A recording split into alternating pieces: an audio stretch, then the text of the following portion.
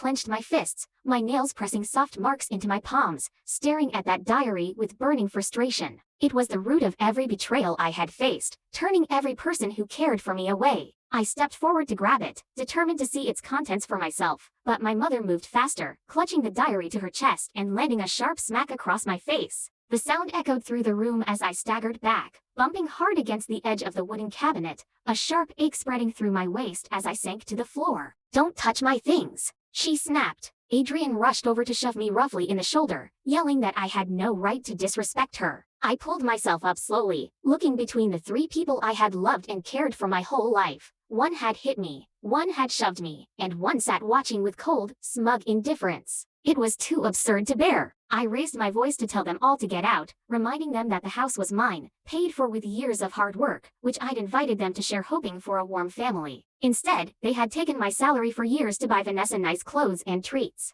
sparing me even small kindnesses while treating Vanessa like royalty and me like trash. Using the diary to drive away every person who tried to be kind to me. Adrian laughed loudly at my words, telling me I was delusional, that my mother had already transferred the house deed to Vanessa as a wedding gift, that this was Vanessa's home now. I stared at my mother in shock, remembering how she had asked to hold the property deed for safekeeping when I first bought the house, and I had trusted her, never imagining she would steal it from me outright. Vanessa giggled, thanking me for the free house as ice seeped through my veins. Outnumbered and cornered, I called the only person I thought I could trust, Professor Martin, my college advisor who had supported me through college like a second father. He answered immediately, voice thick with concern when he heard my sobs, yelling that what my family was doing was unforgivable and that he would be there in minutes to help. When he arrived, he was shaking with rage, yelling at my family for taking advantage of me until my mother disappeared into the bedroom and returned with that same black diary, shoving it into his hands with a malicious grin.